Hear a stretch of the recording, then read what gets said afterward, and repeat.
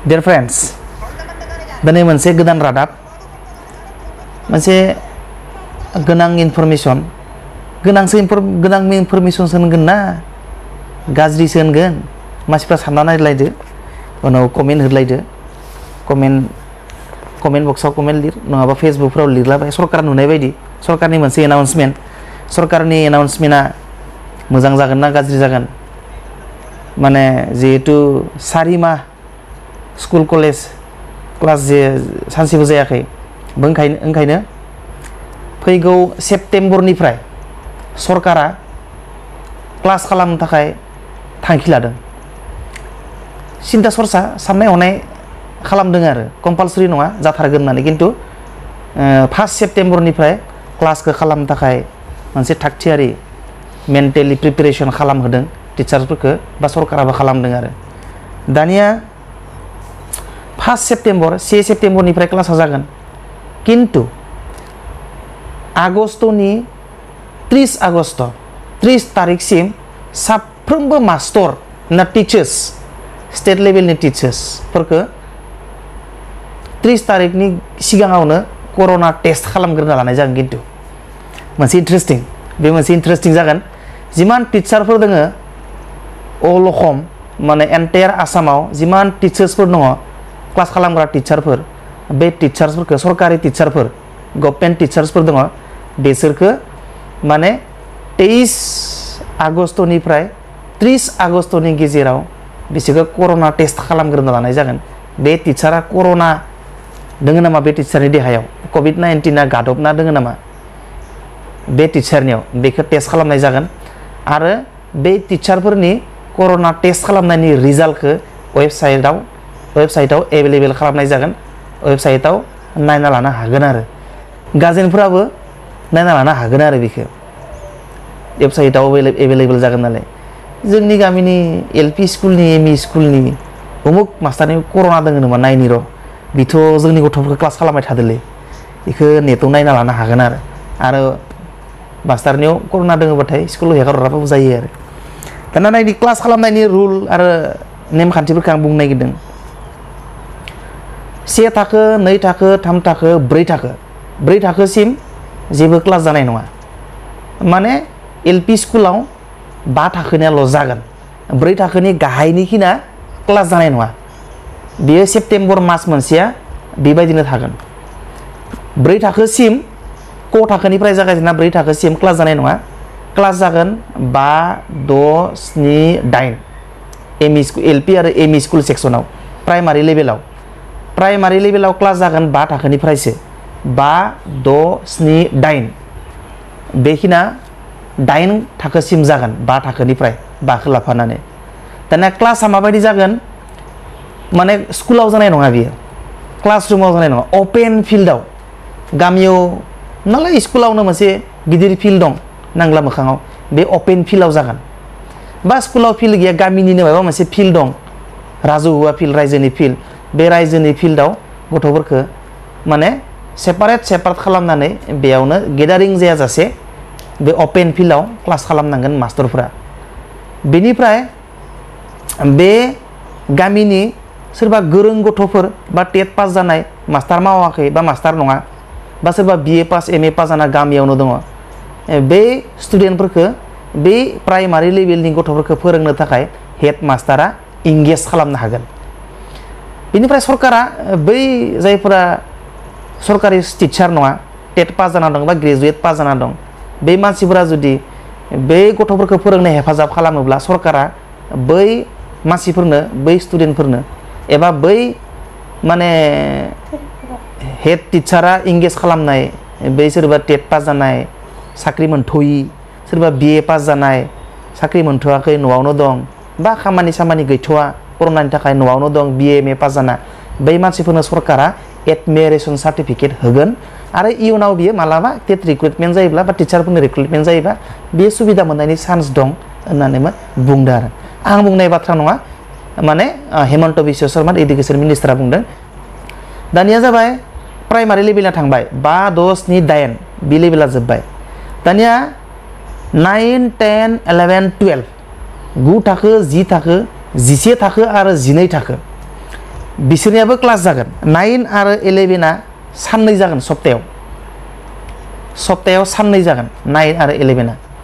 बिनिफ्राय माबायदि साननै जागोन जायखिजाया साननै सुबिदा बायदि मास्टारफोरा सेलेक्ट खालामना लागोन आरो दिनफोरखौ 9नियाबो साननै जागोन स्कुलावनो जागोन क्लासा स्कुल रुमावनो जागोन क्लास रुमावनो खिन्थु प्राइमारि लेभेलनिया 9 थाखोसिम स्कुल रुमाव जानाय नङा अपेन फिल्डआव जागोन खिन्थु क्लास 9 आरो क्लास 11 बिसोर मोननैदो समान बिसोरना क्लास रुमावनो जागोन सप्तायाव साननै सुबिदा बायदियै स्कुल अथरिटिया बा हेड मास्टारा बेखौ सायख'नानै लागोन सप्तायाव साननै हमना ला समबार मंगलबार जाबाय समबार मंगलबार जायखिजाया साननै बिनिफ्राय 10 आरो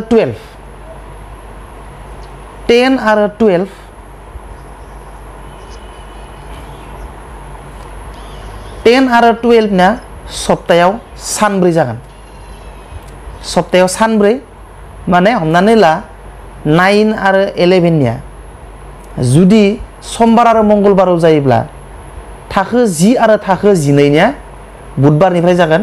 बुधबार बृहस्पतिबार शुक्रबार सुनिबार बे सानब्रैया जागोन आरो बे सानब्रैया जागोन तो सानब्रै जागोन आरो क्लासा 3 घन्टाल' जागोन हमना ला 9टा बाजायाव क्लास जायोबा 10 11 12 12टासिमल' जागोन 3 घन्टाल' क्लास जागोन सानसेयाव 9 आरो 11निया सप्तायाव साननै क्लास जागोन बिनिफ्राय 10 आरो 12निया सप्तायाव सानब्रै जागोन 9 आरो 11निया समबार मंगलबाराव जायोब्ला 10 आरो 12निया बुधबार बृहस्पतिबार शुक्रबार सुनिबार सानब्रै जागोन तो बेबायदि बिनिफ्राय मोनसे बाथ्रा गोसोआव लाखिबावनांगोन मोनसे क्लास रुमाव 15 फरायसानिख्रुइ बांसिन थानो मोननाय नङा बेखौ सेपारेट खालामना होनांगोन हमना ला मोनसे थाखोआव जुदि 50 जन एबा 50 जन फरायसा दङब्ला मोनथाम सेक्सन खालामनांगोन बेखौ मोनसे 15 जन आरो मोनसेयाव 15 जन आरो आगोलनायखिनिखौ गुबुन मोनसे रुमाव मोनथाम रुमाव सेपारेट बा सेक्सन खालामनानै फोरोंनांगोन बिसोरखौ क्लासा 3 घन्टा सानसेयाव मोनसे रुमाव 15 जन स्टुडेन्टनि बारा क्लास लानो मोना सेपारेट खालामनांगोन क्लास 9 आरो 11निया सप्तायाव साननै क्लास बिनिफ्राय 10 आरो 12निया सप्तायाव सानब्रै क्लास माने स्कुलावनो जागोन क्लास रुमावनो जागोन खिन्थु प्राइमारि लेभेलनिया अपेन फिल्डआव जागोन तो बेखिना सो इम्पर्टेन्ट खिन्थु बियो मेन्डेटारि नङा हमना ला सोरबा बिमा बिफाया आंनि गथ'खौ दा बेबायदि गिलु बालु समाव आंनि स्कुलाव हेगार हरा बिमा बिफाया सानोब्ला हेगार हरालासिनो थानो हायो मेन्डेटारि नङा कम्पालसरि नङा आरो खिन्थु मोनसे माने थांखि लादों आरो सरकारा खिन्थु क्लासा जागोन आरो माबानिफ्राय सेप्तेम्बरनि 1 अक्ट'निफ्राय 1 तारिखनिफ्राय दाना डिग्रिनिया माने डिग्रिनिया ग्रेजुवेसननिया लास्ट सेमिस्टारनिया क्लास जागोन लास्ट सेमिस्टारनिया बेलेग सेमिस्टारफोरा जेबो क्लास जाथ'नाय नङा खिन्थु लास्ट सेमिस्टारनिया क्लास जागोन 1 सेप्तेम्बरनिफ्राय क्लास जागोन ओमफ्राय आरो मोनसे बाथ्रा बुंनो बावलांदों बे जाबाय मा हमना ला सासे गथ'नि स्कुला हाई स्कुलानो जा एम इ स्कुलानो जा बे गोजानाव बिनि स्कुला बिराद गोजानाव फरायो बे गामिनि स्कुलाव फराया बियो बै गोजाननि स्कुलाव थाङाब्लासिनो गामिनि स्कुलावनो बियो फरायनो हागोन गामिनि स्कुलावनो थांनानै गामि खाथिनि बा नियारेस्ट स्कुलाव बियो थांनानै फरायहैनो हागोन कलेज लेभेलनियाबो एखे हमना ला सासे स्टुडेन्टआ गुवाहाटीयाव फरायो खिन्थु बिनि न'आ बाक्सा डिस्ट्रिक्टआव अब्लाना बियो बै गुवाहाटीयाव थाङाब्लासिनो बियो नियारेस्ट कलेजाव थांनानै बियो फरायहैनो हागोन खिन्थु बियो कम्पालसरि नङा तो बेबायदि दाना बै गासैबो रुल एन्ड रेगुलेसन क्लास खालामनायनि बेखौ माने वेबसाइटआव मोननाय जागोन समबार खालि एभेलेबेल जागोन वेबसाइटआव बयबो नायना लानो हागोन बेनिफ्राय माने गासैबो एन्टायार आसामनि सिटिजेननिफ्राय कमेन्ट्स आरो फिडबेक नायगिरनाय जादों बेबायदि रुल्स एन्ड रेगुलेसना मोजां जागोन ना जाया जुदि रायजोफोरा बुङोबा ओहो बेबायदिया गिलु बालु जागोन बेबायदि क्लास खालामथ'नाङा होनना बुंदि क्लास खालामथ'नाङा होननानै आसामनि रायजोफ्रा सिटिजेनफोरा जि कमप्लेन होयोबा बेयो बन्द'बो जानो हागौ खिन्थु जास्ट सरकारा सानदों रायजोफ्रा मा बुङो रायजोफोरा जुदि अके बुङोबा बे क्लासखौ खालामनाय जासिगोन तो बेखिनियानो मोनसे बाथ्राखौ बेयावनो मख'नो लुबैदों आङो स्पेसियेलि बे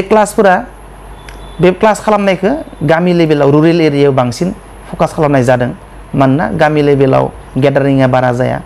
आरो गामि लेभेलनि गथ'फोरा जै स्कुल बन्द जागासिनो दं एकदम फरायनायनिफ्राय गोजानाव दङ